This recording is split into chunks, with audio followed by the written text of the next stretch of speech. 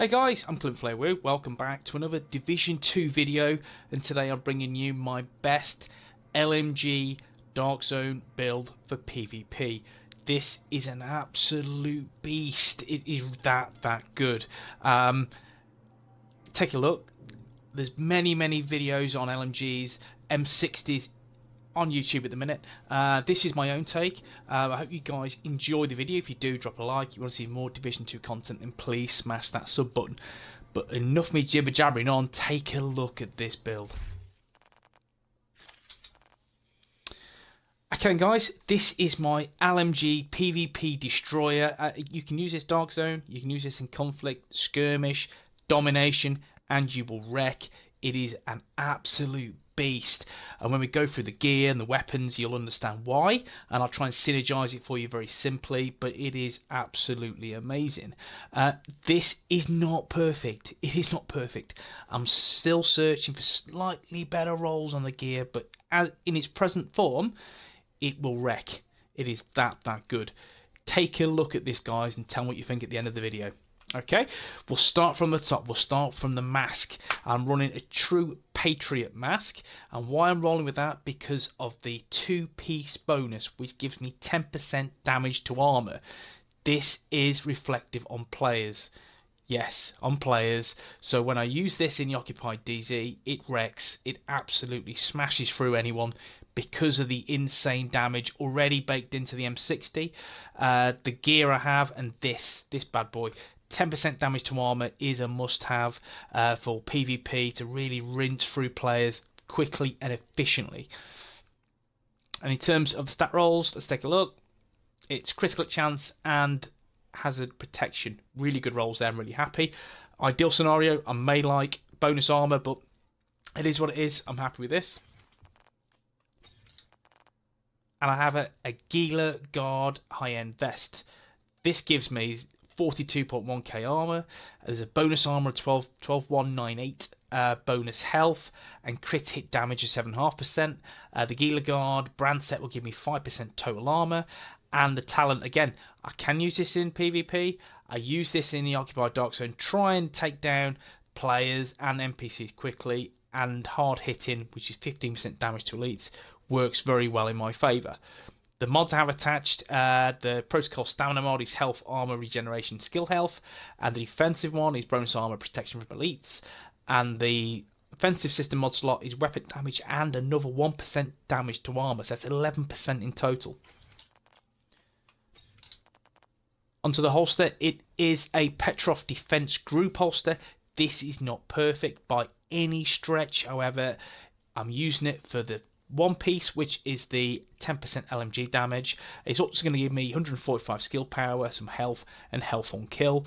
Not perfectly rolled. I'm still searching for a better one. This is as good as it gets at present, but yeah, this is quite nice.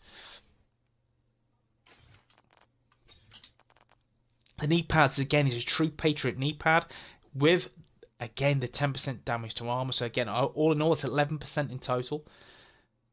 Critical hit chance of 5.5%.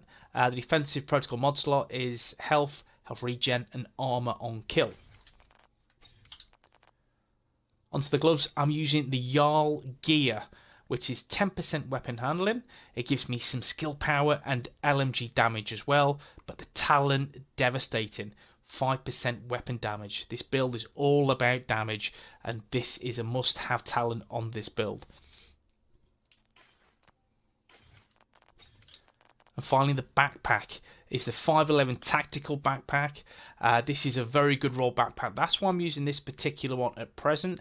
It gives me 5% protection from elites, 5% weapon damage, 5310 bonus armor, and 4% critical hit chance. And these two talents, which I do really like, destructive, 20% explosive damage, and I'm using this particular one because I like chucking my grenades. When grenades hit, you're going to get an extra 20% explosive damage, which is nice. And hardened, which gives me extra armor, which is really good. And in terms of the mod, it is weapon damage, weapon handling, and optimal range. Weapon handling is key on this particular build because of the weapon and the chosen talent. We'll go to the primary weapon. It's the military M60 E4, an absolute beast of a weapon, it really is. Base damage 30.4k, RPM of 500, there's 120 in the mag. The critical strike range is between 10 and 50 meters, so from afar this is a beast. A long reload time, but again, how much you've got in the mag compensates for that. Talent, must have talent. Unhinged, receive plus 25% weapon damage at the cost of minus 35% weapon handling. So in a nutshell, you're going to lose a lot of stability, lose a lot of accuracy, and it's because you're getting this massive, huge weapon damage boost. And to be fair, if you can control it, which I'm there or thereabouts, you are a beast. It's as simple as that. And again, if you try and mod your weapon with stability and accuracy mods, you're in a good place to be dealing a silly amount of damage. Extra, plus 20% magazine capacity. Personally, Jazz Hands would go on a treat here, or the weapon handling talent, which will give me an extra 15% to compensate for the unhinged talent. However, extra is the best possible one I've got rolled. Double duty, while holstered, reloading from empty gives you a 20% of your magazine back as free ammo. Can occur once every 30 seconds, which is nice to have. And the mods, there's no damage on these mods whatsoever. The mods are all about accuracy, reload speed, accuracy, stability. That's all I want to do, is I want to control this beast as much as I can, because you will hit very, very hard with this weapon.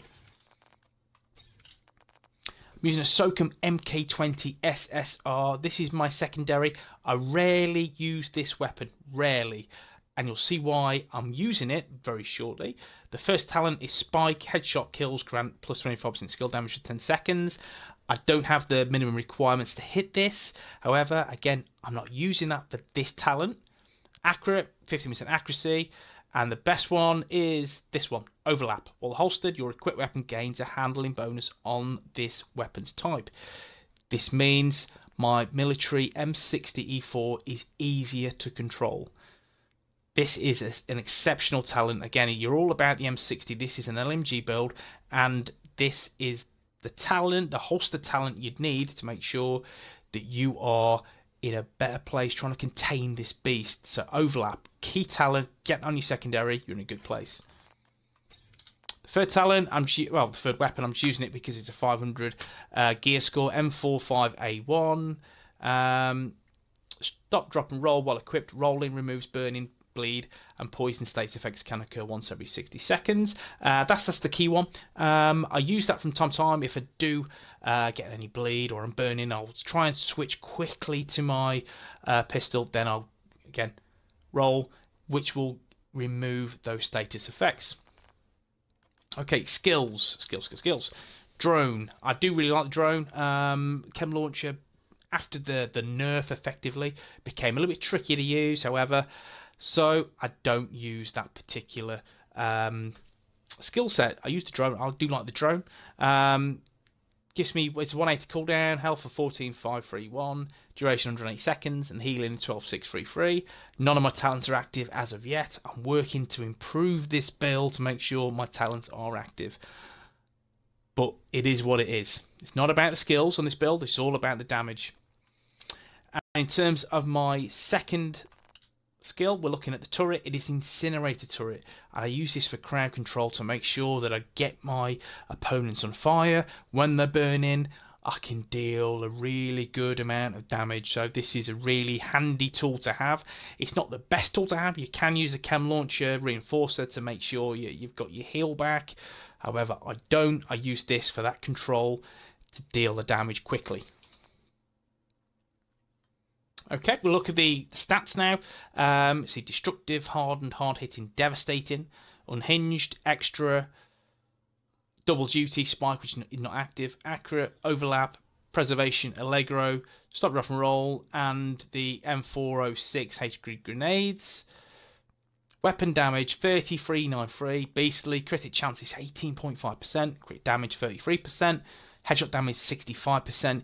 You want to be aiming for the head as much as possible with this particular build. 40 meter range, nearly 5-second reload time. Bit of accuracy, bit of stability, which helps. My weapon handling is only 20.5%. Again, When you initially use Unhinged, it's minus 35%. I've done as much as I can to make sure that weapon handling is decreased as possible, so I'm in a better place to try and control this weapon. All weapons damage bonus 37.5%. It hits very, very hard, guys. It truly does. So this is something you want to bake a lot of time and effort into. Make sure you've got the stats to use this particular stat that will give you the boost to weapon damage. LMG damage 28%. Again, this could be higher. It was at 31%, but I've done a bit of re-rolling to get devastating on there, and some LMG damage. But again, it's beastly. Damage leaks 15%. Again, this is a PvP build. Armor damage 11%. 228k armor. Again, this could be better. It could be 235, 240. This is just the foundation to be an absolute beast in PvP. And you see through the skill power now. Again, it's nothing special on there. It is all about the damage and DPS output with the M60. Okay, guys, this is the build. Let me know what you think. For me, this is the best build that I have used in the Dark Zone and in PvP and Conflict Skirmish. You are the MVP. And in terms of Occupied Dark Zone, you just rinse through players' armor. I got ganked by 2-3 players. I, in turn, followed them, ganked them back, 1 against 3. It is possible. And this build, from afar, when in that 10 to 15 meter range, you are hitting so hard. Don't worry so much about the critical chance. It's all about the weapon damage to hit very, very hard. But guys, this is a cracking build. Put it together. Use it in the Dark Zone. Use it in Conflict, Skirmish, Domination. Let me know what you think. Trust me, it's absolutely amazing. Okay, guys, hope you enjoyed this video. If you have, drop a like. If you want to see more Division 2 content, you know what to do. Smash the sub button. Take it easy, guys. See you soon.